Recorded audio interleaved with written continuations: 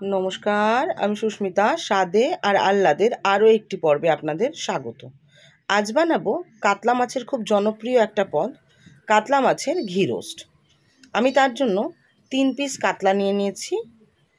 এটা কিন্তু কাতলাতেই খুব ভালো হয়, আপনারা চাইলে রুইতে করতেই পারেন, সেটাও খুব খারাপ হয় না, তবে কাতলাতেই এর বেস্ট রেজাল্ট আসে।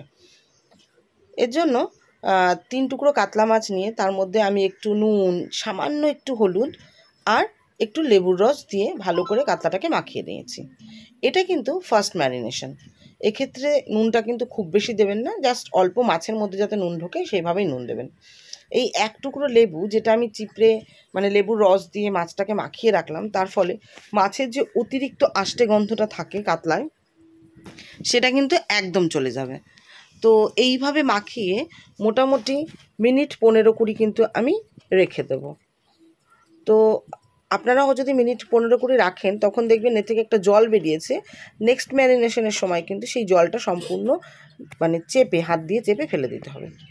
আপনারা দেখতেই পেলেন আমি 3 টুকরো কাতলা নিয়েছি, তার জন্য টক দই নিতে হবে 3 টেবিল চামচ। আর নেব একটু ধনের গুঁড়ো, একটু জিরের গুঁড়ো, একটু হলুদ গুঁড়ো, একটু লঙ্কার গুঁড়ো, গরম মশলার গুঁড়ো, আর রং হওয়ার জন্য দেবো একটু কাশ্মীরি লঙ্কার গুঁড়ো। ওটা অপশনাল, আপনারা চাইলে দিতেও পারেন, নাও দিতে পারেন, তবে রোস্ট একটু লাল লাল হলে ভালোই লাগে, তাই আমি দিয়েছিলাম। কোনটা কতটা পরিমাণে আমি দিচ্ছি সেটা অবশ্যই ডিসক্রিপশন বক্সে লিখে দেবো, যদি চান একবার চেক করে নিতে পারেন।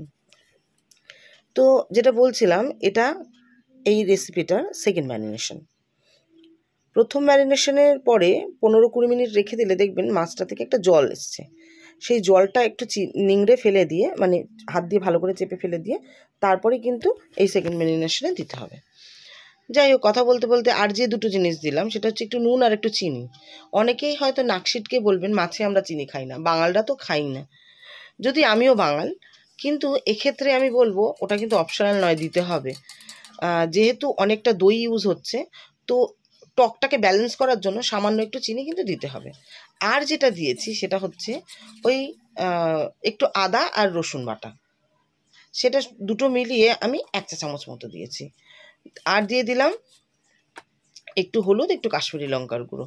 এই সমস্ত কিছুকে খুব সুন্দর করে আমি নেড়ে চেড়ে মিশিয়ে নেবো। আর একটু হলুদ আর একটু কাশ্মীরি লঙ্কার গুঁড়ো দিলাম, কেন জানি রঙটা আমার একটু সাদা মনে হচ্ছিল, হলুদ আর কাশ্মীরি লঙ্কার গুঁড়োটা একটু কম হয়েছে বলে মনে হয়েছিল, তাই আমি আরেকটু দিয়ে নিলাম। এইবার দেখুন মাছগুলোর জলটা, যেটা বারে বারে বলছিলাম, একটু চেপে ফেলে দিয়ে এইভাবে সেকেন্ড ম্যারিনেশন করে রাখতে হবে। এক্ষেত্রে আমি বলবো সেকেন্ড ম্যারিনেশন করে এটাকে ঢাকা দিয়ে ফ্রিজে রেখে দিন অন্তত 2 ঘন্টা। হাতে যদি সময় খুব কম থাকে মিনিমাম 1 ঘন্টা রাখবেন, আর সেক্ষেত্রে কিন্তু ফ্রিজে রাখবেন না। আর যদি হাতে অনেকটা সময় থাকে সেক্ষেত্রে ম্যাক্সিমাম 4-5 ঘন্টা আপনি ফ্রিজে রাখতেই পারেন। সেক্ষেত্রে কিন্তু খেতেও মাছটা অনেক বেশি ভালো হবে, মাছের ভেতরে সমস্ত ফ্লেভার, টেস্ট এগুলো এত সুন্দরভাবে ঢুকে যাবে।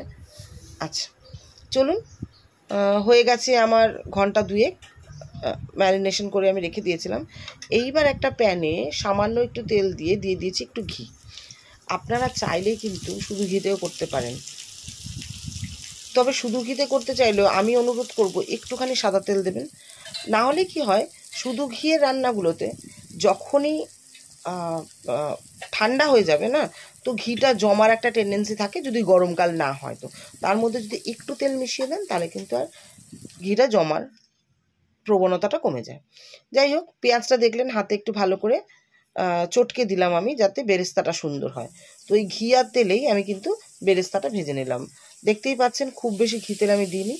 এইবার ভালো করে ম্যারিনেশন থেকে মশলাটা কাচিয়ে নামিয়ে রেখে তবে আমি মাছগুলোকে গরম তেলের মধ্যে দেবো, বেরেস্তা তুলে নিয়ে যেই ঘি আর তেলটা বেঁচে গেছিলো সেটার মধ্যে আমি দিলাম। আর 1 মিনিট করে আমি এটাকে মিডিয়াম ফ্লেমে দিয়ে 1 মিনিট করে কিন্তু এপিট ওপিট আমি উল্টে ভেজে নিয়েছি। এপিটটা 1 মিনিট আর ওপিটটা 1 মিনিট, এইভাবে কিন্তু ভেজে নিয়েছি। এইভাবে 1টা মিনিট এপিট ওপিট উল্টে ভেজে নিয়ে যখন দেখবেন মাছের গায়ে রং ধরেছে, ঠিক সেই সময় ম্যারিনেশনটা কিন্তু আমরা সম্পূর্ণ এই মাছের ওপরে ছড়িয়ে দেব। তো এই রান্নাটা আপনি স্টার্টার হিসেবে সার্ভ করতে পারেন, ভাতের সাথেও সার্ভ করতে পারেন, অথবা পোলাও বা ফ্রাইড রাইসের সঙ্গেও কিন্তু দিতে পারেন। সেক্ষেত্রে আমি বলবো যে ভাতের সাথে যদি এটা সার্ভ করেন, সেক্ষেত্রে এই যে এর গায়ে যে শুকনো মশলাটা লেগে থাকে, সেটা দিয়ে গরম ভাত খেতে কিন্তু অসাধারণ লাগে। স্টার্টার হিসেবে তো এটা ভালো লাগেই, তবে পোলাও বা আর যেটা বলছিলাম ফ্রাইড রাইস, তার সাথেও কিন্তু খুব ভালো লাগে। তো বাড়িতে কোনো গেস্ট এলে বা বিশেষ কোনো দিন হলে কিন্তু বানিয়ে ফেলতেই পারেন।